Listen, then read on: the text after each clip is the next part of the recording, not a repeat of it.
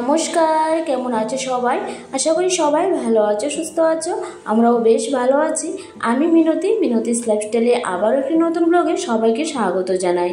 I hope আজকের ব্লগটি তোমাদের খুব ভালো লাগবে। তো পাশে থাকার অনুরোধ রইল। আজ অনেক দিন পর তোমাদের সঙ্গে ভিডিওটা শেয়ার করতে পারলাম। সত্যি কথা বলতে ঘরে এসে তো তোমরা তো জানোই আমি শ্বশুরবাড়িতে গিয়েছিলাম, আর জানো ওইখান থেকে এসে তো তোমাদের সঙ্গে একটা ভিডিও শেয়ার করেছিলাম। তারপর থেকে এত অসুস্থ হয়ে গেছি, মানে কী বলবো তোমাদের সঙ্গে, আর কোনো কিছু আমার শেয়ার করার মতো একদমই হয়ে ওঠেনি। আমার মাও অসুস্থ, আমিও অসুস্থ, আমার ছেলেও অসুস্থ, মানে কীভাবে দিনটি যাচ্ছে। আর এত গরম, মানে গরমের অবস্থা তো বেহাল হয়ে গেছে, আর তার মধ্যে অসুস্থতা তো লেগেই আছে। তো তার জন্য ভিডিও করা ছিল, কিন্তু তোমাদের সঙ্গে শেয়ার করার মতো মানে আমি যে এডিট করব সেটা আমি আর করে উঠতে পারলাম না। এদিকে সকালের ভিউটা তোমাদের সঙ্গে একটুখানি শেয়ার করেছিলাম। তো আমার যে ফুল গাছগুলি বেলকনির আর আমার যে ইনডোর প্ল্যান্টগুলি সেগুলি একটু তোমাদের সঙ্গে শেয়ার করেছিলাম। গাছগুলি বেশ গ্রো হচ্ছিল। তো আজ রান্না করব চিকেন, আর এদিকে পাট শাকটাকে ভালোভাবে ধুয়ে নিয়েছি, এদিকে চিকেনটাকেও ভালোভাবে ধুয়ে রেখে দিলাম। তারপর চলে আসলাম এদিকে আগে সবজিগুলি কাটবো, আর চিকেনের জন্য যা যা লাগে সব কিছু কেটে তারপর একে একে রান্নাবান্না করব। তারপর তো সমস্ত কাজ পড়েই থাকে। তো চলো, আর জানো তো আমার ভিডিওতে অনেক দিদিভাইরা খুব সুন্দর সুন্দর কমেন্ট করেছে।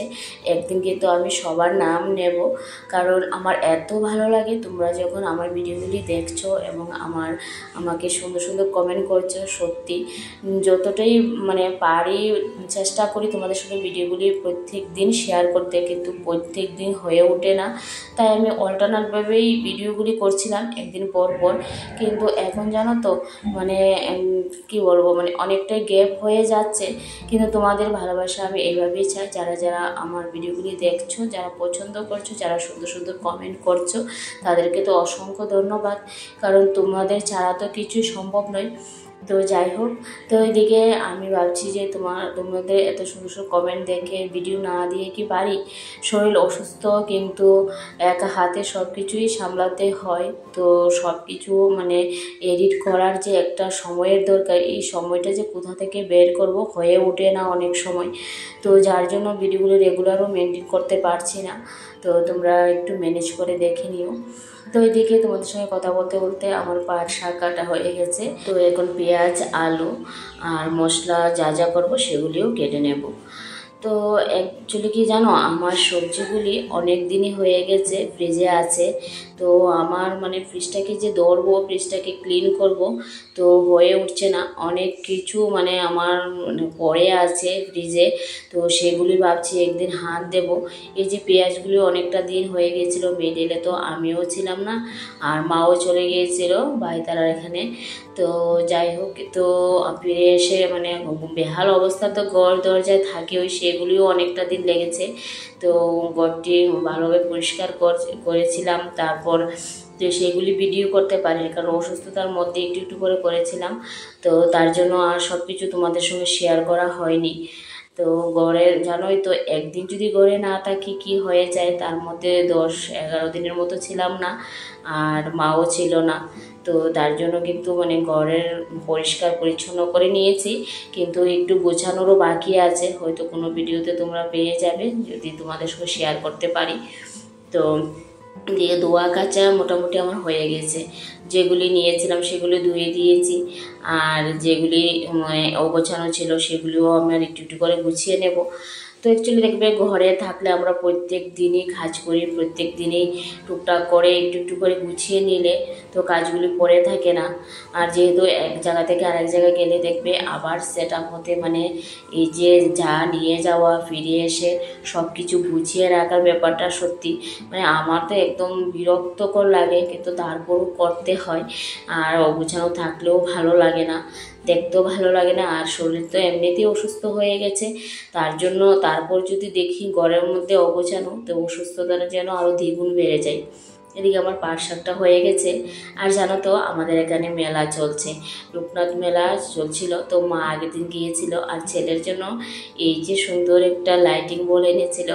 আর এই বলটার ভিতরে যে দুটো মাছ দেখছিলাম, খুব কিউট দেখতে, খুব কিউট দেখতে। তো ছেলে আমার কাছে নিয়ে এসেছিল, তাই তোমাদের সঙ্গে একটু শেয়ার করলাম। তো ওইদিকে এখন মাংসটাকে একটু রেডি করব। তো মাংসর সব মশলাগুলো আমার হয়ে গেছে, তো আমি মিক্সচার মেশিনে সব মশলা করে নিয়েছি। আর এদিকে সব কিছু একসঙ্গে বসিয়ে দেব। যা গরম পড়েছে, ভাবছিলাম যে আজকে চিকেন খাবো না, কিন্তু ওই ছেলের জন্য, ছেলে বলছিল চিকেন খাবে, ওর জন্য নিয়ে আসলাম। তো যাই হোক, এত বেশি আনিনি, একটুখানি নিয়ে এসেছিলাম। তো এখন চিকেনটা রান্না করব। তারপর তো ঘর গুছানো, পুজোও রয়ে গেছে, তো ভাবছি যে তাড়াতাড়ি কাজগুলি করে নেব। আর এই গরমে সকাল সকাল কাজ করে স্নান করে নিলেই ভালো হয়, নতবা এই গরমের মধ্যে আর সারাদিনের কাজকর্ম লেগে থাকলে না একদমই ভালো লাগে না। আর জানোই তো, মানে তোমাদের সঙ্গে বললাম শরীরের বা অসুস্থতা মানে একদমই মানে ভালো লাগছে না, জানি না, মানে সর্দি কাশি জ্বর প্রত্যেকটা ঘরে ঘরেই দেখছি এখন এই ভাইরাল ফিভারটা হচ্ছে। মানে প্রত্যেকের ঘরে ঘরেই এই মানে যাকে বলি সবার ঘরে নাকি এই মানে জ্বরটা দেখা যাচ্ছে। আমার তো আচ্ছা একটুখানি হয়েছে, আমি একটু মেনটেন করে নিয়েছি, তো গার্গেল করেছি। তারপর একটু মানে জ্বর জ্বর জ্বর জ্বর যখন এসেছিল, মানে আমি জ্বর মানে আসছে দেখি কিন্তু ট্যাবলেটও খেয়ে নিয়েছি। আমার না জ্বরে ভোগানোটা মানে আমার খুব বিরক্তকর, তাই আমি চেষ্টা করি আগে আগে যেন একটু সুস্থ হয়ে উঠতে পারি। তো মা কিন্তু আমার ভীষণভাবে অসুস্থ হয়ে গেছে, কারণ মা তো মানে একদমই মানে সুগার প্রেশার তো একটা আছে, আর যদি তার মধ্যে অন্য কোনো সমস্যা হয় একদমই মা একদম দুর্বল হয়ে যায়। তো মা সত্যি, মার শরীরটা খুবই খারাপ। আর এদিকে আমি একটু সুস্থ হয়েছি, তো তার জন্য ভিডিওগুলি করতে পারলাম। তো যাই হোক, এদিকে আমার রান্নাবান্না কমপ্লিট হয়ে গেছে, বাসনপত্র সব মেজে জায়গা মতো রেখে দিয়েছি। তো এখন ঘর দরজা সমস্ত কিছুই তো মুছে তারপর স্নান করব। এদিকে স্নান করে চলে আসলাম, আর কিছু কাপড় এই যে ধুয়ে দিয়েছিলাম, তো সেগুলি এখন এই বেলকনিতে ছড়িয়ে দিয়েছি। প্রচণ্ড রৌদ্র উঠেছে, মানে মনে হয় যেন 10 মিনিটই কাপড় শুকিয়ে যাবে, এই অবস্থা আর কি। বেলকনিতেও এতটা রৌদ্র লাগে না, তারপরও এরকম হিট, মানে শুকিয়ে যাবে 5-10 মিনিটের মধ্যেই। তো ওইদিকে পুজোটা দিতে চলে আসলাম। তো মা সুস্থ থাকলে যখন আমি অন্য কাজগুলি করি, মা পুজোটা দিয়ে স্নান করে, কিন্তু আজকে আর সম্ভব নয়, তো তার জন্য আমি পুজোটা দিয়ে দিয়েছি। আর এদিকে পুজো দেওয়ার পর আর তোমাদের সঙ্গে কিছু শেয়ার করব না। তো এই ভিডিওটা সত্যি কিছুদিন আগের, তো ছিল আমাদের এখানে পুজো ছিল, লোকনাথ পুজোর পর আমাদের এখানে উৎসব চলছিল 5 দিনের। তো একটুখানি যাব, আমার যাওয়া হয়নি, তো ছেলে বলছিল যাবে, তো আমি ভাবছি যে সন্ধ্যার পরে যাব। তো তার জন্য সন্ধ্যার পরেই তোমাদের সঙ্গে আবার ভিডিওটা শেয়ার করব। তো এদিকে আমার পুজো হয়ে গিয়েছিল, তো পুজোর পরে এই যে সন্ধ্যার পরে জানো তো আমার ভিডিওটা করেছিল আমার ছেলে, তো একটু কাঁপছিল। তো যাই হোক, এদিকে আমিও রেডি হয়ে গিয়েছিলাম, ছেলেকেও রেডি করিয়ে তারপর আমরা বেরিয়ে যাব তো উৎসবে। তো উৎসবে গিয়ে কিছু কেনাকাটা করতে পারলে করব। আর যা ভিড়, যা গরম, জানি না কতটা পারবো। আমার তো যেতে ইচ্ছে করছিল না, এই যে রেডি হয়ে বের হওয়াটা আমার কিন্তু একদম বিরক্তকর লাগে। তার মধ্যে এত গরম পড়েছে, মানে তোমাদের কি বলবো, মানে একটা অসহ্যকর গরম, যা মানে আমার আর একদমই সহ্য হচ্ছিল না যে রেডি হয়ে বের হব। যাই হোক, ফাইনালি বের হয়েছিলাম তো রেডি হয়ে। তো আজকের ভিডিওটা কেমন লাগলো জানিও। তো টাটা, বাই বাই।